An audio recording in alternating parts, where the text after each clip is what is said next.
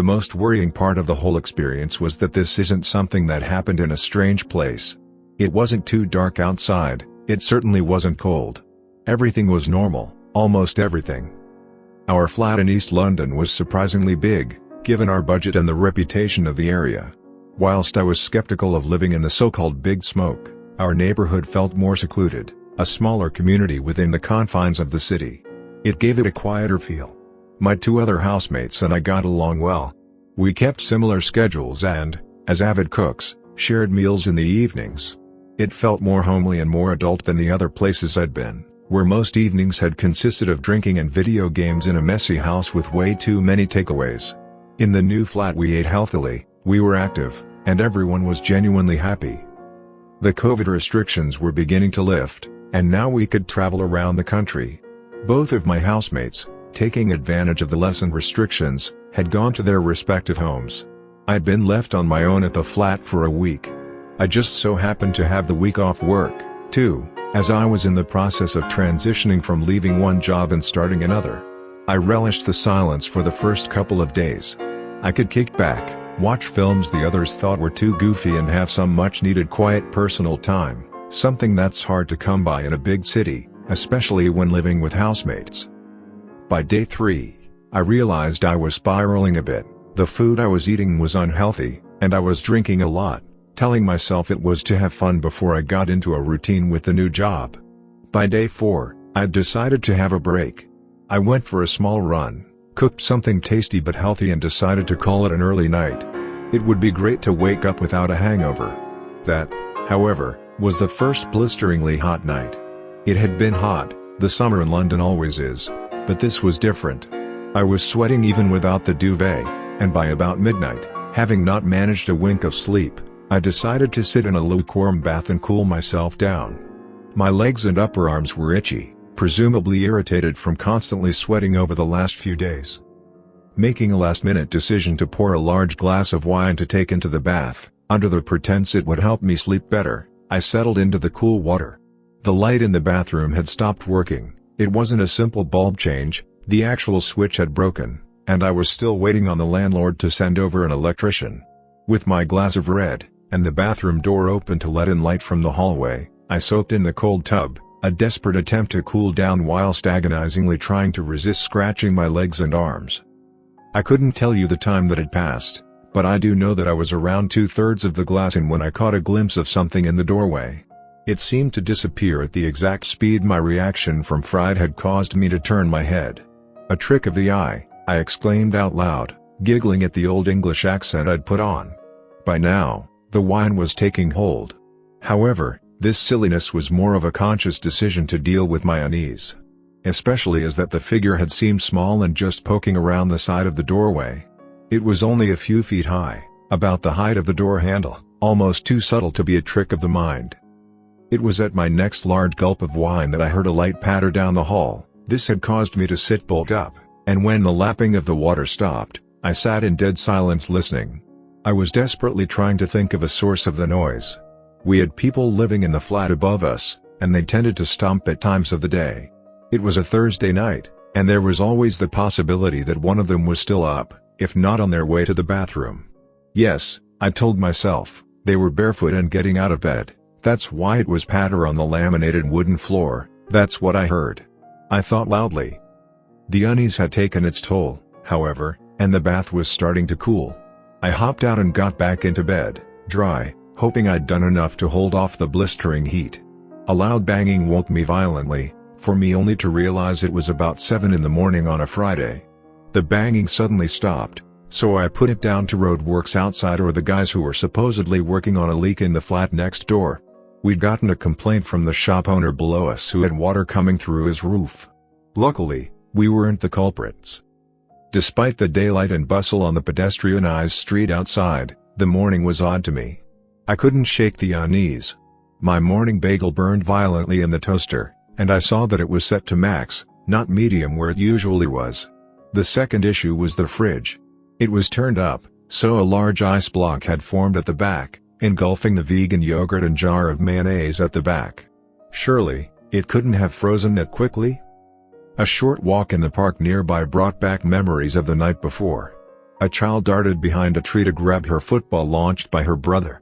I couldn't help but see the similarities. Her disappearing behind the tree looked just like the figure behind the doorway the night before. Anyway, it was Friday, which meant I had a viable excuse to get a case of beers, fire up the PlayStation and get blind drunk.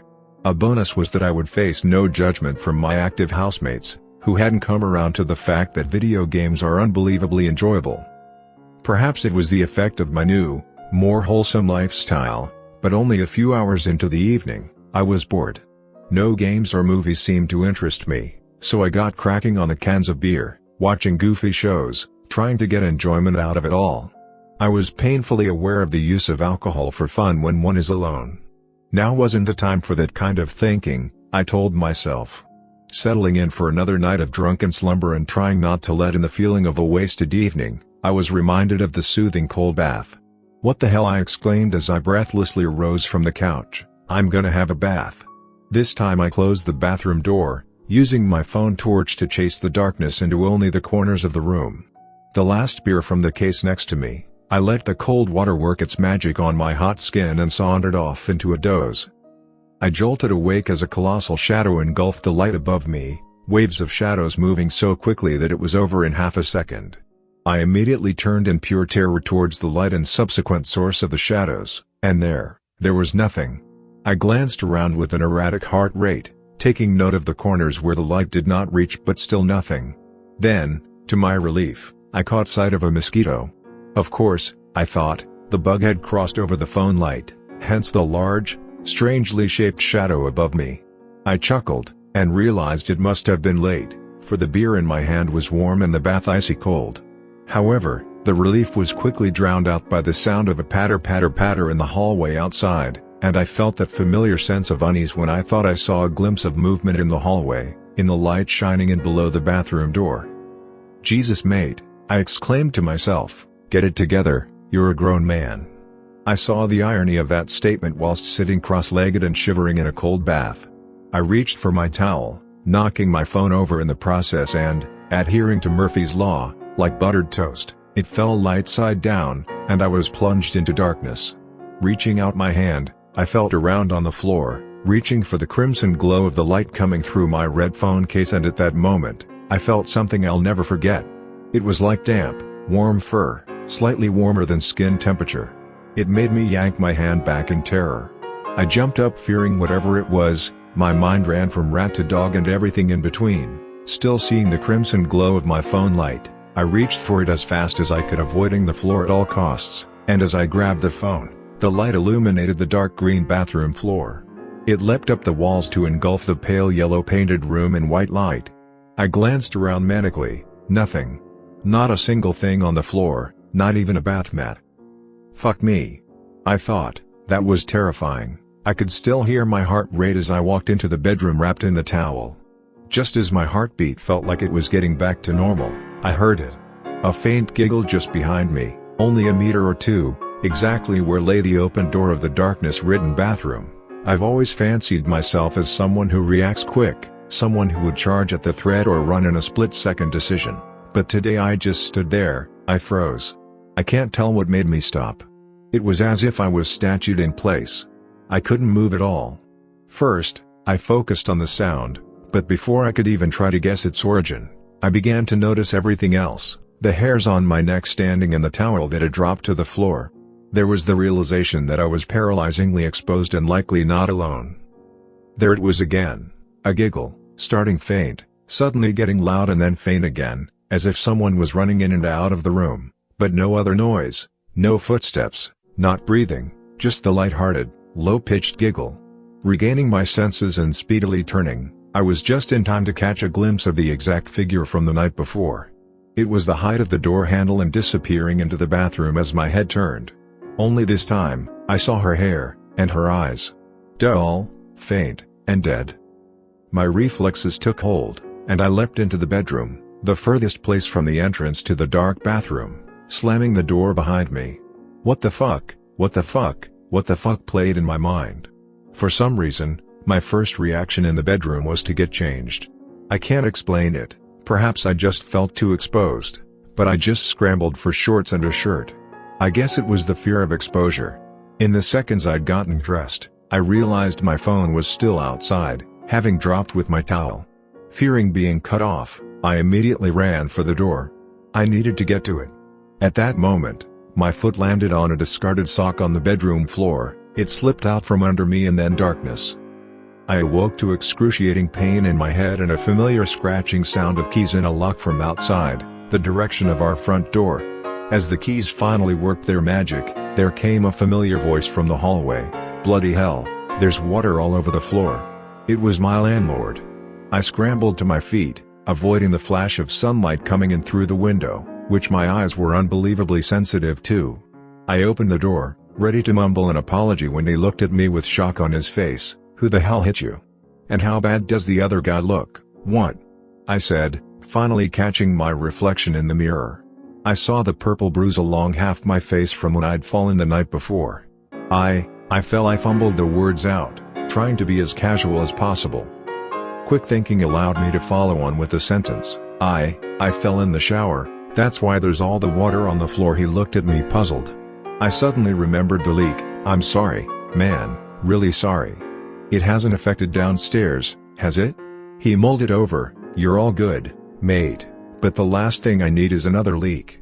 And another bloody injury in this bathroom. Jesus, it's like it's cursed." It took me ages to register his words. "Wait, what? What do you mean, another injury?" He looked at me with slight regret on his face. The last tenants had problems with the bathroom. Similar electrical issues, lights always going off and playing tricks on them. They kind of just up and left one day. Kept saying the flat had something wrong. Or that there were issues with the dark. He looked at me with a pause. "I'm sure a dodgy switch won't scare you away?" He chuckled. "Anyway, the electrician is over in a second, and we'll get this thing sorted in no time. Wanna give me a hand with the mop?" I was so slow to register, it must have been the knockout, but as his words sunk in, the dread washed over me. It wasn't a dream. It's now Saturday afternoon, the sun is beginning to set, the electrician and the landlord have gone, they haven't been able to fix the switch, and it's just me here. What the hell do I do? I'm terrified.